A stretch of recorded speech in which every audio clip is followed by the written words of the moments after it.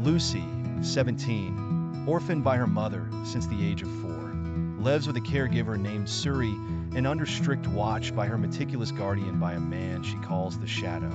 Her father is always absent due to work and business commitments. Life seems tranquil, but the solitude gnaws at her like hunger. She feels like an enigma under inspection. She's always alone, without friends. She has a dog, but when she found it, it had already died.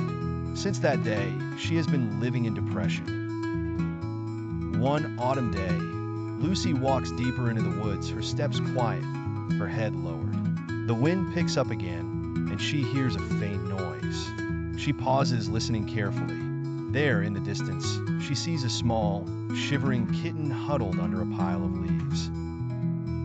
"Hey there, you're freezing." The kitten looks up at her with big, vulnerable eyes. Without hesitation, Lucy gently picks it up. "You're safe now." The kitten softly purrs as she holds it close, cradling it in her arms. This small creature unwittingly opens a charming, yet risky world to her. "What should I name you, little one?" The kitten looks up at her, its eyes flashing slightly, as if it's aware of her words. Kitten answered in a soft but clear voice. "Call me Kitten Lucy." Lucy gasps, dropping the kitten in surprise. It lands gently on the pillow, unbothered by the sudden movement. Lucy, murmuring in shock, said, You can talk." Meowing softly, Kitten speaking again. "Yes, but only you can hear me." Lucy stares at the kitten, a mix of confusion and fascination on her face. The next day, Lucy's caretaker is preparing lunch. She's a stern, controlling woman in her 40s who enters the living room. Noticing Lucy is holding the kitten close, petting it. Disapprovingly, she said to her, "You need to focus on your future, on your studies." Lucy looks up at the caretaker, but doesn't answer. Her eyes are conflicted, and she answered but Kitten he makes me feel less alone. The caretaker sighs heavily and walks toward her, trying to take the kitten away. Lucy instinctively pulls the kitten back into her arms. "You can't let distractions take you off course. This isn't healthy," she said again to her. Kitten stares at the caretaker with an intense look, then it whispering to Lucy, "Don't listen to her. Trust yourself." As the evening falls, Lucy walks outside to clear her head.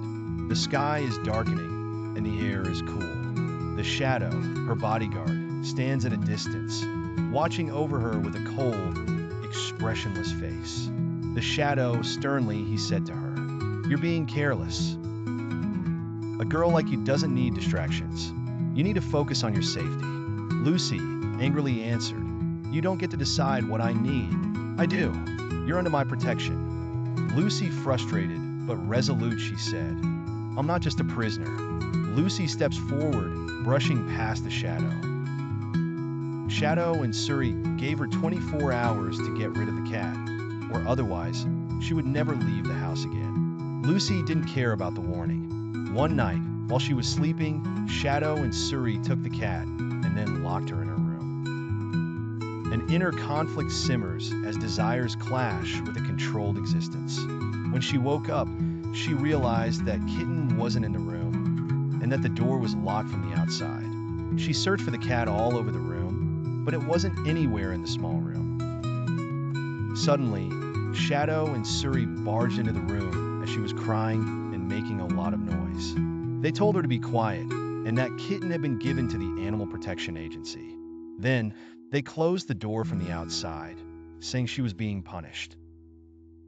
For 3 days, Lucy didn't eat or sleep a single night while pretending to be fine and that everything had passed. She ran out of the house looking for Kitten, searching everywhere, while Shadow and Suri were also looking for her. She went to where she had first found Kitten, crying inconsolably.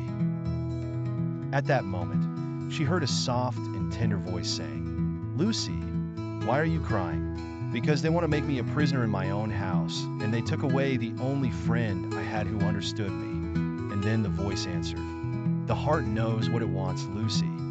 "Kitten, is it you?" "Yes,